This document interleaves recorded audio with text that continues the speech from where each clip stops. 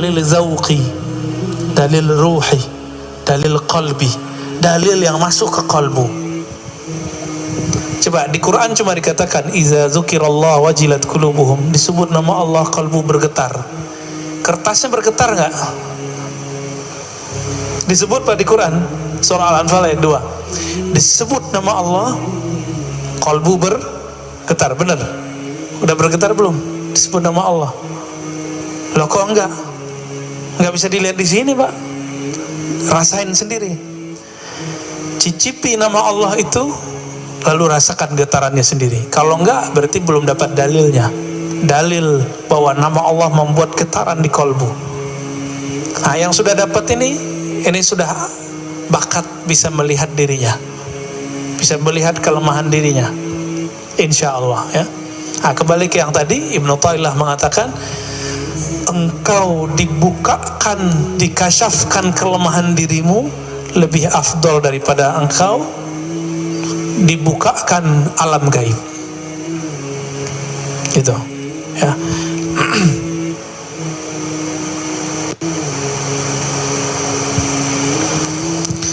Supaya kita bisa melihat diri sendiri, gimana caranya? Supaya kita tidak terhijab oleh diri kita sendiri.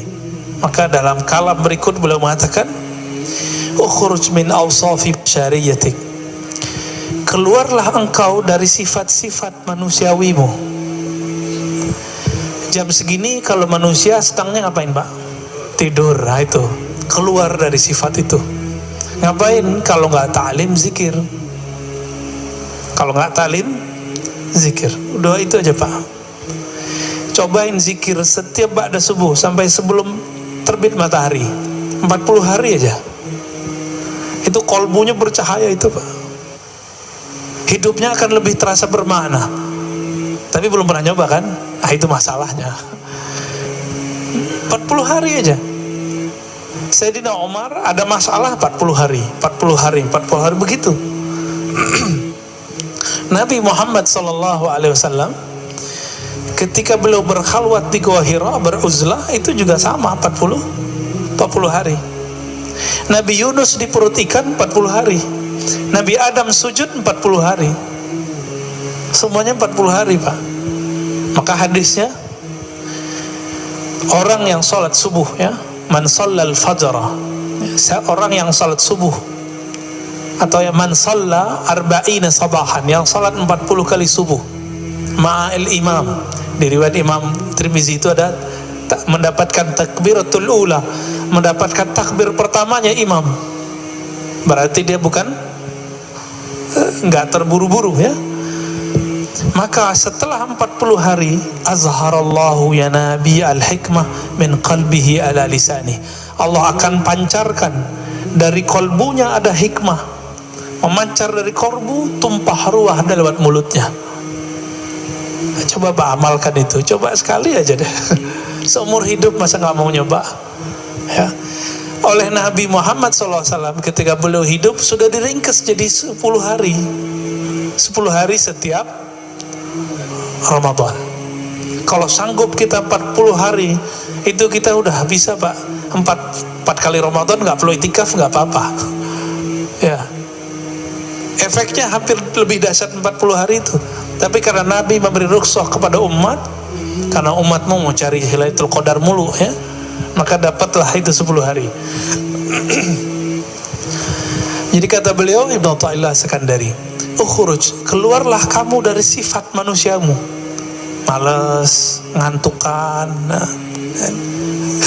Tapi hadir di sini ngantuk aja dapat berkah ya. Ketiduran dapat berkah insyaallah. Kenapa? Hadisnya sahih riwayat Imam Bukhari. Allah mengatakan Allahumma shalli alaih, ya malaikat ya, Allahumma shalli alaih. Setiap kali ada orang duduk di tempat sholatnya, maka malaikat berdoa, Allahumma shalli alaih, ya Allah sampaikan salawat kepadanya, rahmati orang ini. Allahumma arhamhu, Allahumma ighfir lahu, ya Allah rahmati dia, ampuni dia. Kita duduk aja Pak, maka enak tuh, tidur lagi taklim itu enak. Didoain malaikat. Tapi yang bangun lebih enak lagi. Sifat basyariah apa yang dikatakan di sini? an kulli wasfin mutanaqidin li'ubudiyatik. Semua sifat-sifat yang berlawanan dengan penghambaan diri kepada Allah. Males, lawannya apa? Rajin ibadah. Maka sifat males ini ya turunannya males, tidur. Kalau anak kampus males ngapain? Nulis skripsi, Pak. Nggak bisa fokus. Gimana mau fokus? Handphonenya main terus. Ini anak-anak kampus nih, nggak bisa fokus. Kenapa? Karena main game terus, YouTube terus. Akhirnya nggak bisa fokus. Mau S1, S2, S3 sama. Ya, jangan dikira dosen-dosen yang lagi, kan dosen-dosen itu disuruh kuliah sekarang untuk S3. Itu juga kecanduan main handphonenya lebih dahsyat daripada anak S1. Pas masuk kelas kayaknya paling bijak gitu ya, ngata-ngatain mahasiswanya biar nulis skripsi, disertasinya nggak beres. Sama aja bohong ya. Tapi lumayan, S1 udah lewat ya, lumayan kan. Supaya apa kita melawan sifat-sifat yang berlawanan dengan ubudiyah itu? Linida'il haqqi mujiban, supaya kita mampu menjawab panggilan Allah Subhanahu wa ta'ala.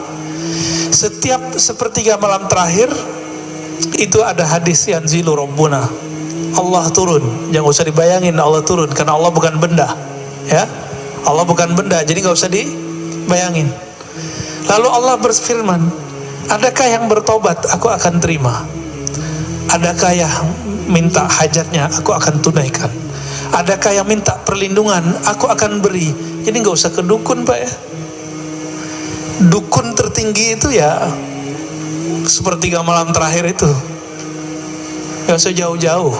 Cuma karena kita tidak mau mengikuti jalur ini, maka kita menjadi budak selain Allah Subhanahu wa ta'ala. Wa min hadratihi qariba, dan kehadiratnya Allah terasa dekat. Kenapa sepertiga malam terakhir itu spesial? Karena di saat itu tidak ada gelombang suara dari yang lain. Orang gak tertarik, Pak, mau buka handphone, kecuali yang lagi riya. Tahajud yuk, dalam hatinya tuh terbersit tuh. Terbersit, coba aja cek sendiri ya. Ayo bangun tahajud. Itu setan ngomong, Pak, karena setan ada dalam diri kita. Ayo bangunin orang biar kelihatan kalau kamu udah bangun. Terbersit tuh, hati-hati ya. Maka sebelum pasang-pasang status, baca ta'awuz dulu. A'udzubillahi minasyaitonirrajim, aku berlindung dari setan yang terkutuk. Baru, Pak, bangunin orang. Main bangunin aja ya, belum juga sholat. Baru bangun doang ya. Nah, ini saya lihat di grup-grup WA lagi ramai itu, Pak ya, terutama yang baru-baru gabung, yang reuni-reuni ya, grup-grup macam-macam lah.